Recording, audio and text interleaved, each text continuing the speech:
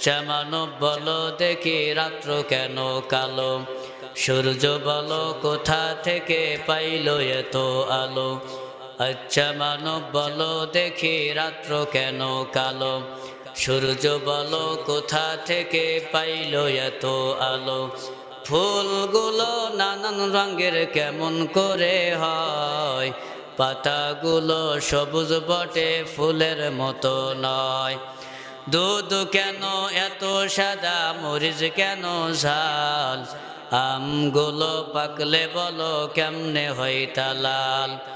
পশু পাখি কয় না কথা, মানুষ কেন কয়, বলো বলো ওহে মানব সব কেমন করে হয়। ভাবি সবই মহান প্রভুর দান, নত শিরে সিজদা করো ওহে মুসলমান। ডিমগুলো একই রকম পার্থক্য নাই মোটে, সাদা কালো বাচ্চাগুলো কেমন করে ফোটে। আমরা সবাই বাস করি এই পৃথিবীর অঙ্গে, হাতের লেখা মুখের চেহারা মেলে না কারোর সঙ্গে। আর মেলে না কলমের সই বুড়ি আঙুলের টিপ, প্রমাণ হলো মহান আল্লাহ একজন আছেন ঠিক। ঠিক কিনা? সম্মানিত মুসলিয়ান কিরাম, সে মহান রব্বুল আলামিনের দরবারে আমরা অন্তরের স্থল থেকে শুকরিয়া আদায় করি যে আল্লাহ তাবারাকা ওয়া তাআলা আমাদেরকে সুস্থ মস্তিষ্কে সুস্থ শরীরে মহান রব্বে কাবার ঘরে এসে আমাদেরকে কিছু কথা বলার এবং শুনবার তৌফিক দান করলেন। এজন্য সে মহান মালিকের দরবারে শুকরিয়া আদায় করি আলহামদুলিল্লাহ। লক্ষ কোটি দুরুদ ও সালাম আমাদেরকে সৃষ্টি করে দুনিয়ায় পাঠিয়েছেন। সে আল্লাহ তাবারাকা ওয়া তাআলার প্রশংসনীয় কিছু কাজ আছে। যে নবী সাল্লাল্লাহু আলাইহি ওয়াসাল্লাম যিনি না হইলে আমরা সৃষ্টি হইতাম না, যে নবী না হইলে আমরা সৃষ্টি হইতাম না, সেই নবীজির মুহাব্বতের লক্ষ্যে কিছু করণীয় কাজ আছে।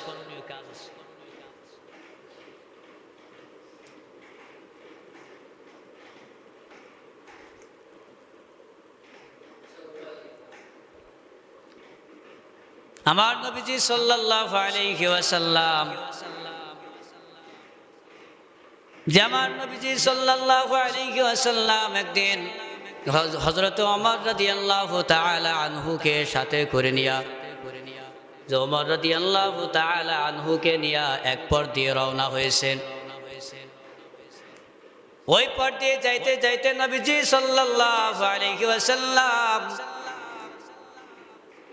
যে নবী না হইলে আমরা সৃষ্টি হইতাম না, যে নবী না হইলে আমরা দুনিয়ার জগতে আসতে পারতাম না।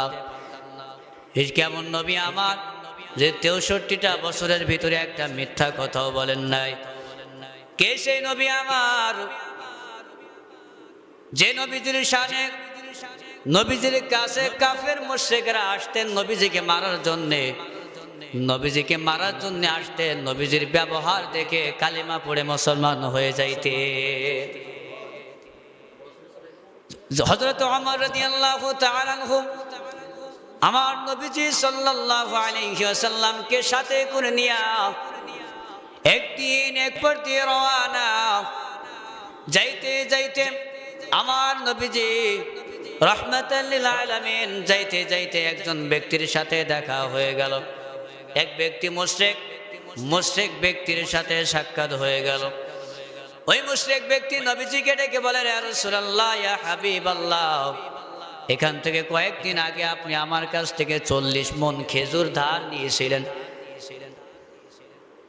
হে মুহাম্মদ, আপনি আমার কাছ থেকে 40 মণ খেজুর ধার নিয়েছিলেন, আজ আপনি আমার সেই খেজুর দিয়ে দিবেন।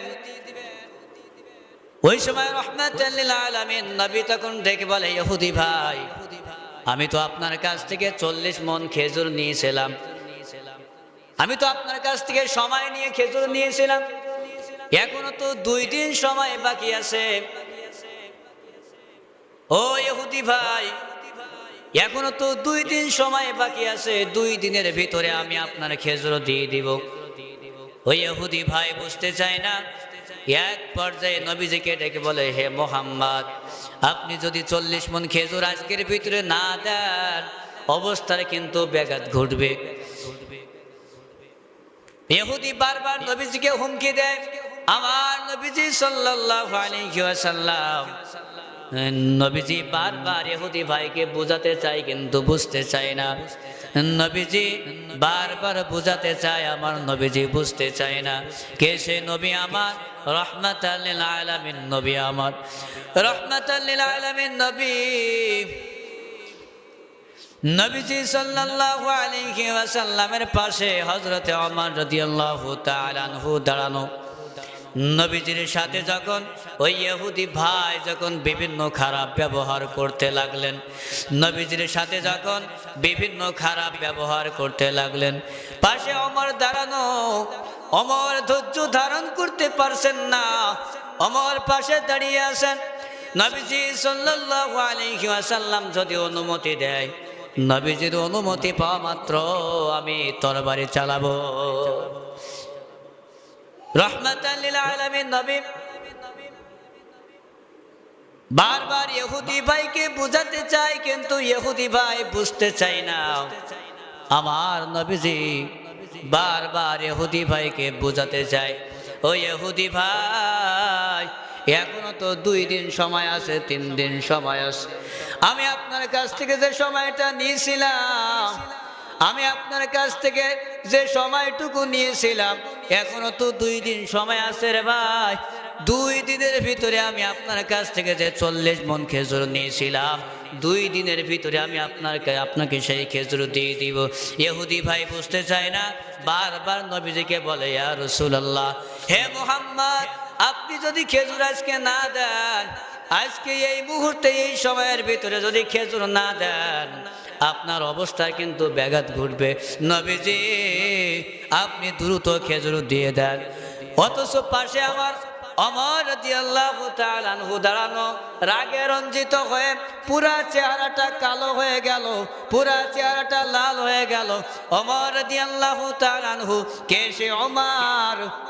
যেই ওমর যদি কোনো পথ দিয়ে হাইটা হাইটা যাইতেন, ওই পথে 40 দিন পর্যন্ত শয়তান ইবলিশ পর্যন্ত ঢুকতে ভয় পেতেন। কে সে ওমর? কে সেই ওমর? সমস্ত কাফের ইহুদিরা পর্যন্ত ওমরকে ভয় পেতেন। অথচ ওমরের সামনে নবীজিকে বেইজ্জত করতেছে, নবীজিকে অসম্মান করতেছে। কে সেই নবী? নবীজি সাল্লাল্লাহু আলাইহি ওয়াসাল্লাম না হইলে আমরা সৃষ্টি হইতাম না। সেই নবীজিকে বারবার বেইজ্জত করতেছে, ঠিক কিনা? রাহমাতাল লিল আলামিন নবীজি ওই ইহুদিকে বারবার বোঝাতে চায় কিন্তু বুঝতে চায় না। এক পর্যায়ে ইহুদি আমার নবীজি সাল্লাল্লাহু আলাইহি ওয়াসাল্লামকে বারবার বলা মাত্র নবীজি বললেন, হে ইহুদি ভাই, আপনি বোঝার চেষ্টা করেন, এখনো তো সময় আছে, আমি 2-1 দিনের ভিতরে আপনার খেজুর দিয়ে দিব। ওই ইহুদি ভাই এক পর্যায়ে নবীজি সাল্লাল্লাহু আলাইহি ওয়াসাল্লামের জুব্বার কলার ধরলেন, হে মুহাম্মদ, আজকের ভিতরে এই মুহূর্তে যদি আপনি আমার খেজুর না দেন, তাহলে অবস্থার ব্যাঘাত ঘটবে। আমার নবীজি রাহমাতাল লিল আলামিনের জুব্বার কলার ধরে বারবার নাড়া দেয়। আর সেই ইহুদি ভাই ডাক দিয়া বলে, ও মুহাম্মদ, আজকে এই মুহূর্তে আপনি আমার খেজুর দিয়ে দিবেন। খেজুর যদি না দেন, অবস্থার কিন্তু ব্যাঘাত ঘটবে। নবীজি সাল্লাল্লাহু আলাইহি ওয়াসাল্লাম এমন সময় ওমরকে ডেকে বলে, ওমর, বাইতুল মালের কাছে ইহুদি ভাইকে নিয়ে যাও। ইহুদি ভাইকে নিয়ে যায় 40 মণ খেজুর যে এই ইহুদি ভাই আমার কাছে দিয়েছিল, এই 40 মণ খেজুর আপনি তাকে দিয়ে দেবেন। শুধু তাই নয়, 40 মণ খেজুরের সাথে আরো 1 সের খেজুর বেশি দিয়ে দেবেন। আমার নবীজি সাল্লাল্লাহু আলাইহি ওয়াসাল্লাম এই কথা বলার পরে ওমর রাদিয়াল্লাহু তাআলা আনহু বলেন, ইয়া রাসূলুল্লাহ, ইয়া হাবিবাল্লাহ, আপনি তো ওনার কাছ থেকে 40 মণ খেজুর নিয়েছিলেন, আপনি তো 40 মণ খেজুর দিতে বলবেন। আপনি তো 40 মণ খেজুর দেওয়ার পরও আবার বললেন যে 40 মণ খেজুরের পরে আবার আপনি 1 সের খেজুর বেশি দিতে বললেন কেন? কারণ কি? রাহমাতাল লিল আলামিন তখন ডেকে বলে, ওমর, ইহুদি ভাই যখন আমার জুব্বার কলার যখন বারবার ধরে ধরে যখন নাড়াচাড়া করেছিলেন, তুমি তো আমার পাশে যখন দাঁড়িয়েছিলে, তুমি ওই ইহুদি ভাইয়ের দিকে কোন নজর দিয়ে তাকাইছো? ওই ইহুদি ভাইয়ের দিকে তুমি কর্কশ চোখের দিকে তাকাইছো? ওই ইহুদি ভাইয়ের দিকে তুমি কোন নজরে যে তাকাইছো? তুমি যে তার উপরে রাগ করে রাগের দৃষ্টিতে তুমি তার দিকে তাকাইছো। ওমর, আজকে তুমি যদি এতক্ষণ পর্যন্ত যে তুমি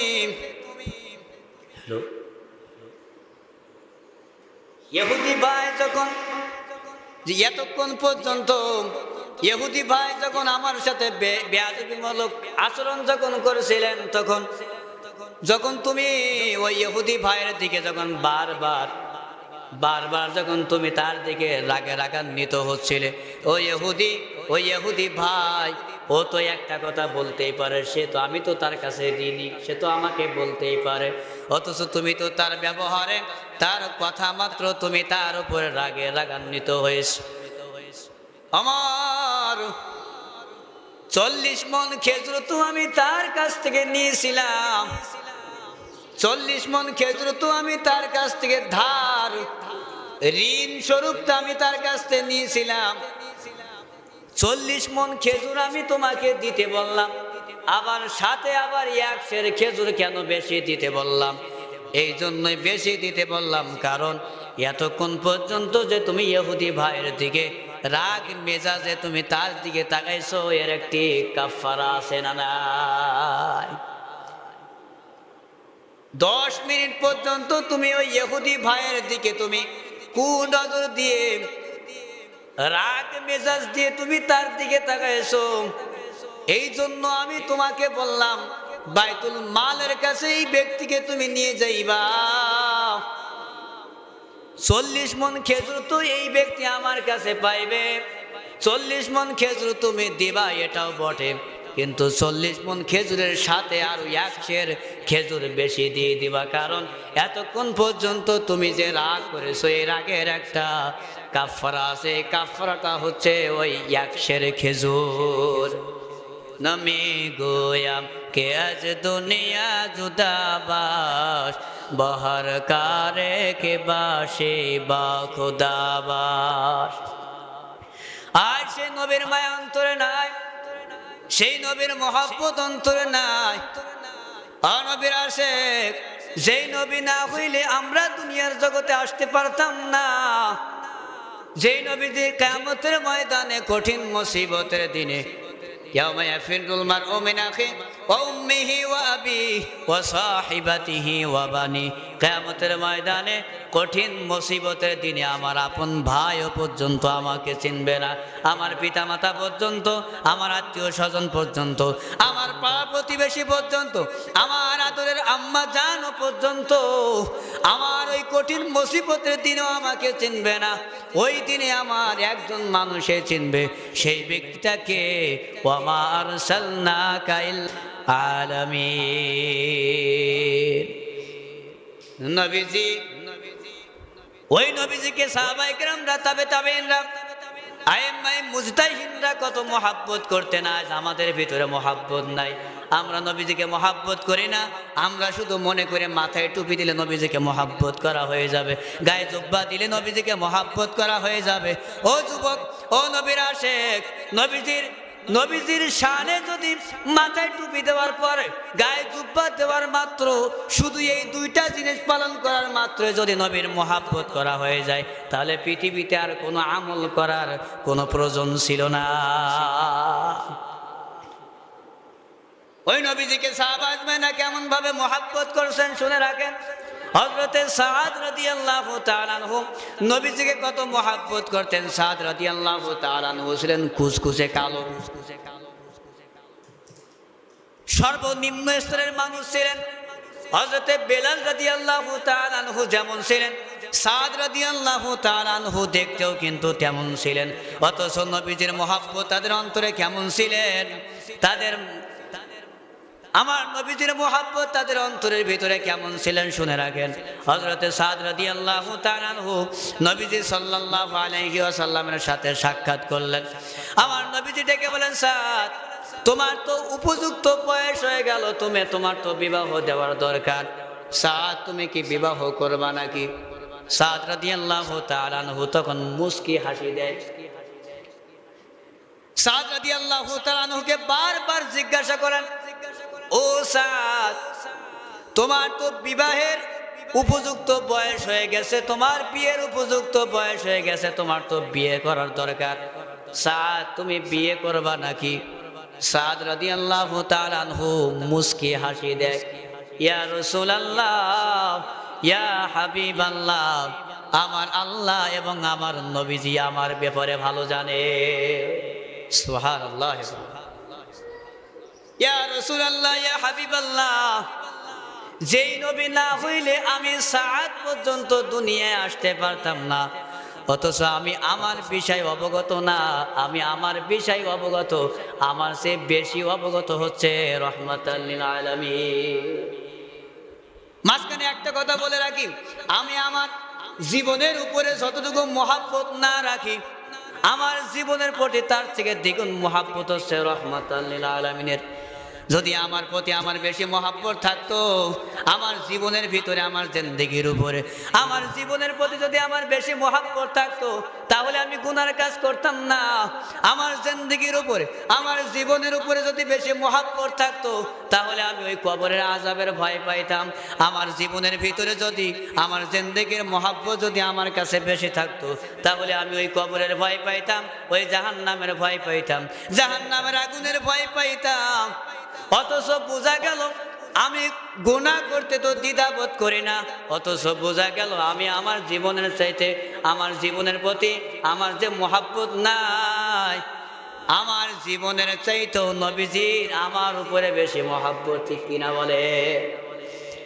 নবীজি যদি আমার প্রতি বেশি মহাব্বত না রাখতেন, যদি না করতেন, তাহলে কবরের ভিতরে শুয়ে শুয়ে এখনো পর্যন্ত ইয়া উম্মতি, ইয়া উম্মতি বলে আল্লাহর কাছে ডাকতেন না। ডাকতেন? হযরত সাদ রাদিয়াল্লাহু তাআলা আনহু রাহমাতাল লিল আলামিন কে ডেকে বলেন, ইয়া রাসূলুল্লাহ, ইয়া হাবিবাল্লাহ, আমার বিয়ে সম্পর্কে আপনি ভালো জানেন। নবীজি সাল্লাল্লাহু আলাইহি ভিতরে আমার একজন সাহাবী আছে, হযরতে সাদ রাদিয়াল্লাহু তাআলা আনহু ছোট্ট একটি পত্র লিখলেন, নবীজি আমার পক্ষ থেকে সাদ, এই পত্রটা নিয়ে তুমি সাদের আবু আইয়ুব আনসারীর বাড়িতে নিয়ে যাইবা। অনেক লম্বা ঘটনা। হযরতে সাদ রাদিয়াল্লাহু তাআলা আনহু আবু আইয়ুব আনসারীর দরবারে ওই পত্রটা নিয়ে গেলেন। বাসার দরজায় যেয়ে বলেন, আসসালামু আলাইকুম ইয়া আহলাল বাইত। ও ভাইজান, বাসায় কেউ আছেন নাকি? এখানেও দেখেন নবীজির সুন্নাত, অথচ আমরা বাসার ভিতরে হুড়ু হুড়ু করে ঢুকে পড়ি, আমরা কারোর কাছ থেকে অনুমতি নেই না। অথচ সাহাবায়ে কেরামদের কাছে, সাহাবায়ে কেরামদের থেকে আপনারা শিক্ষা গ্রহণ করেন। সাহাবায়ে কেরামরা, তাবেঈনরা মানুষের বাসায় যখন প্রবেশ করতেন, আগে সালাম দিয়ে প্রবেশ করতেন, আর আমরা মানুষের বাসায় যখন প্রবেশ করি অনুমতি না নিয়ে প্রবেশ করি। হযরত সাদ রাদিয়াল্লাহু তাআলা আনহু আবু আইয়ুব আনসারীর বাসায় গেলেন। আসসালামু আলাইকুম ইয়া আহলাল বাইত, বাসায় কেউ আছেন নাকি? ঘরের ভেতর থেকে আওয়াজ দিলেন, ওয়ালাইকুম আসসালাম ওয়া রাহমাতুল্লাহ। কে? বলে, আমি সাদ। বাসার থেকে দরজাটা খুলে দিলেন। বাসার দরজা খুলে দিয়ে দেখলেন সাদ। কে সেই সাদ? একসাথে একই দলের ভিতরে থাইকা একই জায়গায় আমরা যুদ্ধের ময়দানে শরীক হয়েছি। সাদ তো আবু আইয়ুব আনসারীকে চিনতে পারছে। কে সেই আবু আইয়ুব আনসারী? বলে, একসাথে আমরা যুদ্ধ করেছি কাফেরদের সাথে। কে সেই সাদ? বলে, আমরা একসাথে যুদ্ধ করেছি কাফেরদের সাথে। সাদ, কি ব্যাপার? রাহমাতাল লিল আলামিন একটি পত্র লিখেছেন। কার কাছে? বলে, আপনার কাছে একটি পত্র লিখেছেন। পত্রে কি লেখা আছে? বলে, আমি জানি না। রাহমাতাল লিল আলামিন একটি পত্র লিখেছেন আপনার উদ্দেশ্যে। আবু আইয়ুব আনসারী রাদিয়াল্লাহু তাআলা আনহু ওই পত্রটা খুলে দেখলেন, ওই পত্রে লেখা, তোমার যে নিজের একটি কন্যা সন্তান আছে, সুন্দর রমণী একটি কন্যা আছে, তোমার এই কন্যাকে সাদের সাথে তুমি বিবাহ দিবা। আবু আইয়ুব আনসারী রাদিয়াল্লাহু তাআলা আনহু ওই পত্রটা দেখা মাত্র মেজাজ গরম হয়ে গেছে। আমার বাসায় আমার সুন্দর রমণী একটি কন্যা আছে, অথচ যে ছেলের সাথে রাহমাতাল লিল আলামিন বিয়ে দিতে বলছে, বলে কে সেই সাদ? বলে কালো কুসকুসে একজন ব্যক্তি। বলে কে সেই সাদ? সমাজের ভিতরে সর্বনিম্ন স্তরের মানুষ সেই সাদ। বলে কে সেই সাদ? ধন সম্পদ নিরাশ, কোনো টাকা পয়সা অর্থবিত্ত যার নাই, সমাজের ভিতরে তার গণ্য বলতে কিছু নাই, অথচ এই সাদের সাথে আমার মেয়েকে বিবাহ দিতে বলছে। কে? বলে রাহমাতাল লিল আলামিন আবু আইয়ুব আনসারী রাদিয়াল্লাহু তাআলা আনহু। চুপ করে দাঁড়ায় আছেন, কোনো কথা বলে না। সাদ রাদিয়াল্লাহু তাআলা আনহুকে আবু আইয়ুব আনসারী বলেন, সাদ তুমি চলে যাও, আমি এই বিয়েতে রাজি না, আমার মেয়েকে তোমার সাথে আমি বিবাহ দিব না। সাদ তুমি চলে যাও, আমার মেয়েকে তোমার কাছে আমি বিবাহ দিব না। নবীজির সাথে যে তুমি বলবা আবু আইয়ুব আনসারী ওনার মেয়েকে আমার সাথে বিবাহ দিবে না, আমি কালো কুসকুসে, আমার টাকা নাই, ধন সম্পদ বলতে কিছু নাই, আমার সাথে ওনার মেয়ে বিবাহ দিবে না, নবীজির সাথে যে তুমি আমার কথাটা উল্লেখ করবে। সাদকে বাসার থেকে তাড়িয়ে দিলেন, অথচ ওই ঘরের ভিতরে সুন্দর রমণী যে কন্যা, বাসার দরজায় কান লাগাইয়া শুনতেছেন বাহিরে কোন ব্যক্তি আসছে, কি কথা আলোচনা হচ্ছে। বাসার দরজায় কান দিয়ে দিয়ে শ্রবণ করার পরে সাদকে যখন বিদায় দিয়ে দিলেন, সাদ যখন চলে গেলেন, পিতাকে কন্যা সন্তান ডাক দিয়ে বলেন, ও আব্বাজান, কোন ব্যক্তি আসছিল আপনার কাছে? কোন ব্যক্তি? বলে তোমার শোনা লাগবে না, তোমার বোঝা লাগবে না। বলে কে আসছিল তুমি বলো। বলে আসছিল না আমার একজন ভাই, তিনি ভাই হযরতে সাদ রাদিয়াল্লাহু তাআলা। বলে কি কাজের জন্য আসছে, কি কথার জন্য আসছে?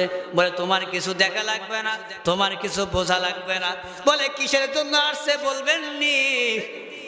বলে আমার কাছে যে পত্রটা আছে, এই চিঠিটা আছে, তুমি চিঠিটা পড়ে দেখো। চিঠিটা পড়া মাত্র দেখলেন অনেক লম্বা ঘটনা। চিঠির শেষে যে ব্যক্তি স্বাক্ষর দিয়েছে ইনি হচ্ছেন রাহমাতাল লিল আলামিন।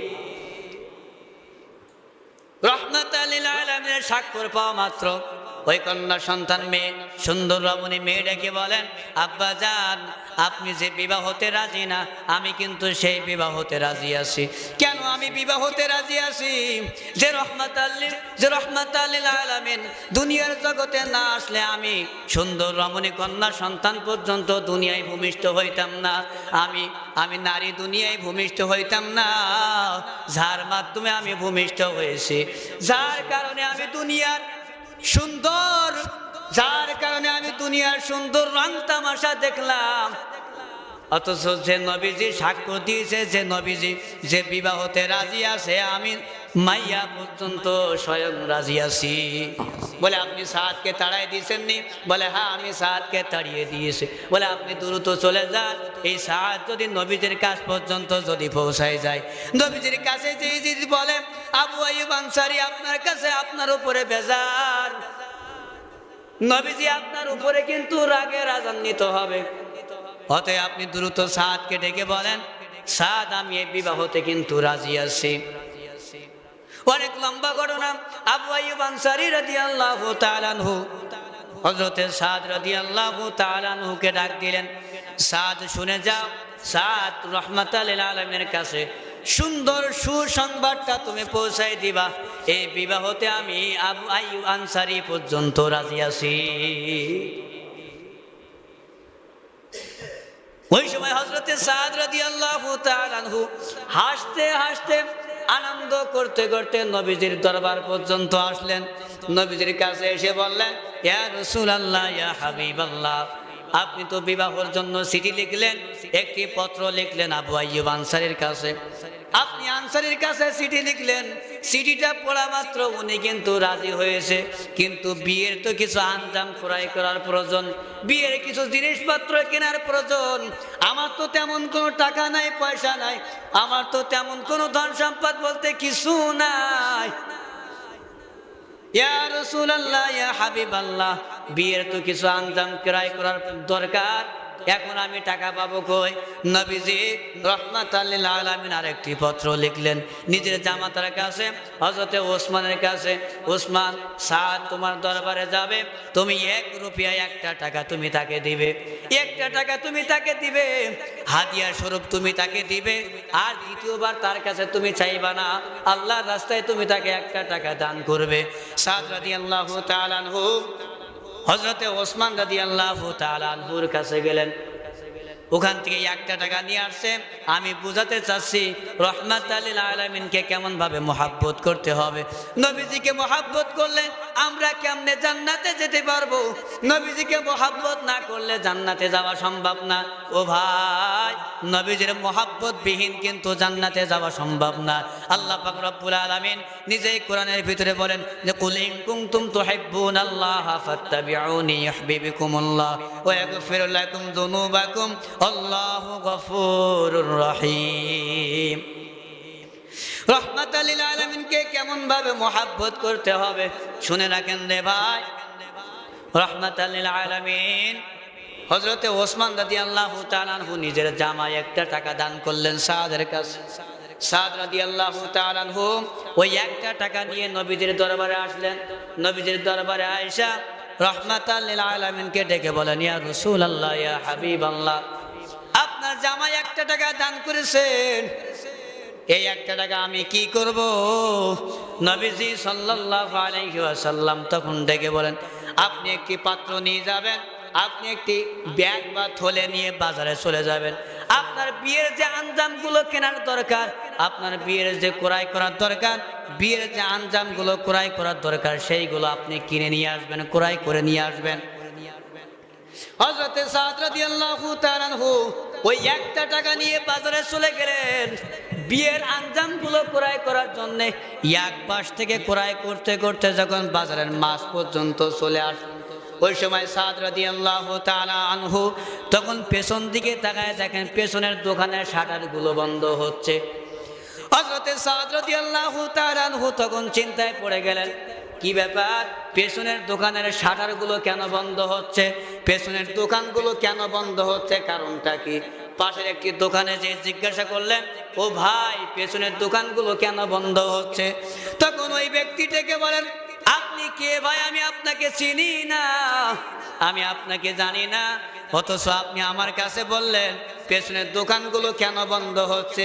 পেছনের দোকানগুলো এই জন্যই বন্ধ হচ্ছে কারণ রাহমাতাল লিল আলামিন যুদ্ধের জন্য আমাদেরকে ডাক দিয়েছেন। কাফেরদের সাথে যুদ্ধ করতে হবে, বেঈমান মুশরিকদের সাথে যুদ্ধ করতে হবে। এই জন্য সমস্ত মুসলিম ভাইদেরকে, সমস্ত সাহাবীদেরকে ডেকে পাঠাইছেন। এই জন্য পেছনে যে সমস্ত লোকগুলো দোকানের শাটারগুলো বন্ধ করছে, এই ব্যক্তিরা অন্য কেউ না, এনারা হচ্ছেন সাহাবায়ে কেরাম। এনারা দোকানগুলো বন্ধ করতেছে, এই জন্যে নবীজি যুদ্ধের ময়দানে তাদেরকে ডাকছেন।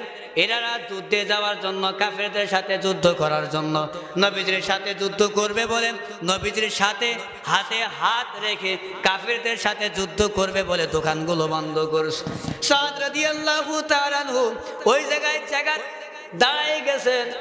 নবীজি যুদ্ধের ময়দানে কাফেরদের হাতে মার খাবে, আর আমি সাদ বিয়ের আঞ্জামগুলো নিয়ে আমি আনন্দিত করবো। কাফেরদের কাছে মার খাবে, অথচ আমি সাদ বিয়ের আঞ্জামে আইউল্লাহর ফুটটা বিদ্বেষ করব, এটা কখনো হতে পারে না। নবীজি কাফেরদের কাছে মার খাবে, নবীজির কাছে নবীজির গায়ে পাথর নিক্ষেপ করবে।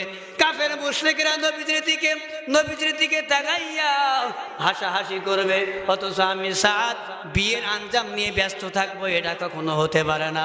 সাদ রাদিয়াল্লাহু তাআলা আনহু ওই জায়গায় দাঁড়িয়া দোকানের জিনিসগুলো বলেন, আমার কাছ থেকে তো টাকা নাই, এই জিনিসগুলো আবার সাদ রাদিয়াল্লাহু তাআলা আনহু আবার পেছনে প্রত্যেকটা দোকানে গিয়ে গেলে আবার জিনিসগুলো ফেরত দিয়ে বলে, ভাই, আপনি আমার এই জিনিসগুলো দিয়েছেন, আপনি আপনার জিনিসগুলো নিয়ে নেন, বিনিময়ে আমার টাকাটা দিয়ে দেন। আপনার কাছ থেকে যে আমি জিনিসটা ক্রয় করেছিলাম সেই জিনিসটা আপনি নিয়ে নেন, আর আমি যে টাকা দিয়েছিলাম এই জিনিসের বিনিময়ে সে টাকাটা আমাকে দিয়ে দেন। 1টা টাকা আবার গোছ করলেন, ওই 1টা টাকা দিয়ে একটি তরবারি কিনলেন, আরেকটি ঢাল কিনলেন, আর 1 হাত কালো একটি কাপড় কিনলেন। অনেক লম্বা ঘটনা। ও নবীর আশিক, নবীজিকে কেমন ভাবে মহাব্বত করতেন তারা, অথচ আমরা নবীজিকে মহাব্বত করি না। আমরা নামাজই তো ঠিকভাবে পড়ি না, নামাজই তো ঠিকভাবে আদায় করি না। 5 ওয়াক্ত নামাজ, ফজরের নামাজ, আমরা ঘুমের ভিতরে ব্যস্ত থাকি। যুবকেরা একটা কথা মনে রাখো, রাত 10টা 11টার সময় তুমি ঘুমিয়ে গেলা, সকালবেলা তুমি ফজরের নামাজ পড়লা না, এমনও তো হতে পারে আজরাইল তো সকাল 8টার সময় তোমার সাথে মোলাকাত করতে পারে। ওই সময়টা কি হবে? আপনি ফজরের নামাজটা পড়লেন না ঘুমের ভিতরে, জোহরের নামাজটা পড়লেন না বাজার ঘাটে কাটাইলেন, আসরের নামাজটা পড়লেন না বন্ধু বান্ধবের সাথে আড্ডা দিলেন, মাগরিবের নামাজটা পড়লেন না দোকানে আপনি ক্যারাম বোর্ড নিয়ে লিপ্ত থাকলেন, ইশারার নামাজটা আপনি পড়লেন না, বাজার থেকে বাসায় আসা পর্যন্ত মাঝপথে টাইমটা কাটাই দিলেন, 5 ওয়াক্ত নামাজ আপনি জামাতের সাথে আদায় করলেন না।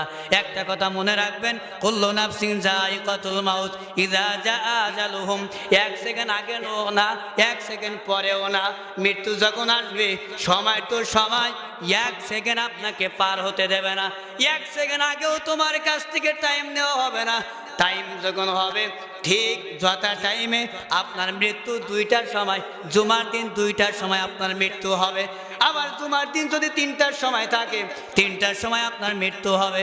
অতএব মনে রাখতে হবে, কুল্লু নাফসিন যায়িকাতুল মাউত। আমার চাচা চলে গেল, আমার পিতা চলে গেল, আমার বাবা চলে গেল, আমার আত্মীয় স্বজন সবাই চলে গেল, আমাকেও একদিন যেতে হবে। ভাই ঠিক কিনা?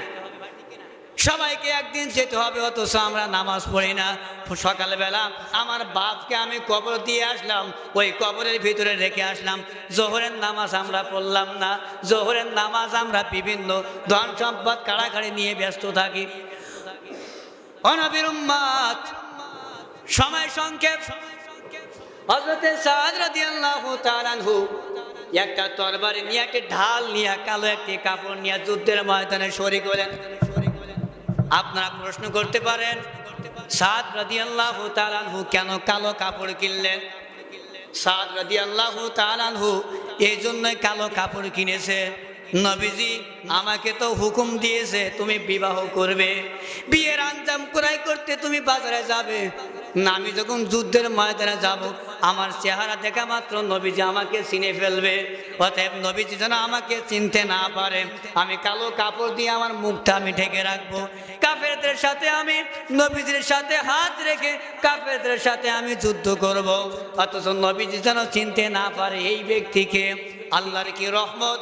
দেখেন সাদ রাদিয়াল্লাহু তাআলা আনহু শহীদ হবে না ওই যুদ্ধে যে সাদ শহীদ হলেন, ওই যুদ্ধে যে সাদ রাদিয়াল্লাহু তাআলা আনহু শহীদ হলেন। শহীদ হওয়ার পরে যুদ্ধ যখন শেষ হয়ে গেল, মুসলমানরা যখন বিজয়ী লাভ করলো, রহমাতাল লিল আলামিন 2 জন সাহাবীকে ডেকে বলেন, ও সাহাবীরা, আমার যে সমস্ত সাহাবীরা এই যুদ্ধের ময়দানে শহীদ হয়েছে তাদের লাশগুলো আমার দরবারে নিয়ে আসো, আমি তাদের মুখে একটু হাত বুলাই দেই, যাতে কিয়ামতের ময়দানে আমি যাতে চিনতে পারি। 2 জন সাহাবী সমস্ত এই মাঠের সমস্ত সাহাবীদের লাশগুলো, শহীদ সাহাবীদের লাশগুলো নবীজির দরবারে নিয়ে আসলেন। নবীজির দরবারে নিয়ে আসলেন, সমস্ত সাহাবীদের মুখে নবীজি হাত বুলাই দিতেছে, হাত দিয়ে মলিন করতেছে। সাহাবীরা, রে আজকে তোরা আমাকে এত পরিমাণ মহাব্বত করিস যে যুদ্ধের ময়দানে এসে আমার নবীজির জন্য তোরা শহীদ হয়ে গেলি। নবীজির 2 চোখের পানি ঝরঝর করে পড়ছে, আর তাদের মুখে হাত বুলাই দিতেছে। এর ভিতর থেকে একজন সাহাবী ডেকে বলেন, ইয়া রাসূলুল্লাহ, ইয়া হাবিবাল্লাহ, অমুক জায়গায় একজন সাহাবী, অমুক জায়গায় একজন ব্যক্তির লাশ দেখতে পেয়েছি, মুখে কালো কাপড় বাঁধা। ইয়া রাসূলুল্লাহ, ইয়া হাবিবাল্লাহ, ওই ব্যক্তি কি কাফেরদের সেনাবাহিনী নাকি আমাদের লোক? চেনা বড় মুশকিল। রহমাতাল লিল আলামিন সাহাবীদেরকে ডেকে বলেন, তোমরা দ্রুত চলে যাও, ওই লোকটার লাশ আমার দরবারে নিয়ে আসো, আমি একটু দেখি ওই লোকটার লাশ কোন ব্যক্তি। নবীজি সাল্লাল্লাহু আলাইহি ওয়াসাল্লামের কথা মাত্র দুইজন সাহাবী চলে গেলেন ওই ব্যক্তির লাশ নিয়ে আসার জন্যে। ওই ব্যক্তির লাশ নবীজির দরবারে নিয়ে আসলেন। নবীজি দূর থেকে চোখের দিকে মুখের দিকে ইশারা করতেছে, মুখের দিকে বারবার তাকায়, আর নবীজি বারবার চিন্তা করতেছে, মনে হয় এই ব্যক্তিকে আমি কোথায় যেন দেখেছি, এই ব্যক্তিকে আমি এর আগে কোথায় যেন দেখেছি, এই ব্যক্তিকে আমি কোথায় যেন দেখেছি, এই ব্যক্তিকে মনে হয় আমার চেনা চেনা লাগে। ও সাহাবীরা মুখের বান্ধনটা খুলে দাও, কে দেখি। মুখের বান্ধনটা খোলা মাত্র দেখলেন আমার আদরের সাদ। সাদ, আমি তো তোমাকে বলেছিলাম বিবাহ করার জন্যে। সাদ, তুমি কেন যুদ্ধের ময়দানে আসছো? সাদ, আমি জানি তুমি বুঝতে চেয়েছো, তুমি বুঝতে পারোনি, তুমি এটাই মনের ভিতরে কল্পনা করেছো নবীজি যুদ্ধের ময়দানে শহীদ হবে আর আমি বিয়ের আঞ্জাম নিয়ে আনন্দ করব। এটা হতে পারে না। হতে পারে? হতে পারে ভাই? নবীজির মহাব্বত কি আমাদের আছে? নবীজির মহাব্বত আমাদের অন্তরে নাই। মহাব্বত রাখেন ভাই। দুনিয়া ক্ষণস্থায়ী জায়গা, চিরদিনের জায়গা নাই। চিরদিনের জায়গা দুনিয়া না, ক্ষণস্থায়ী। দুনিয়ায় যাই করেন, যাই করেন না কেন, টাকা পয়সা ধন সম্পদ যা কিছু রেখে যাবেন, যা কিছু আপনি করবেন, আমি সব জায়গায় দুইটা কথা বলে রাখি, শেষ করছি ইনশাল্লাহ। সব জায়গায় দুইটা কথা বলে রাখি, আমল হচ্ছে আপনার নিজের, আর সম্পদ আমার, সম্পদ হচ্ছে আমার পরিবারের। আমি মারা যাবার পরে কি হবে? আমার সম্পদগুলো ভাগ বন্টন করা হবে, আর আমি যা করে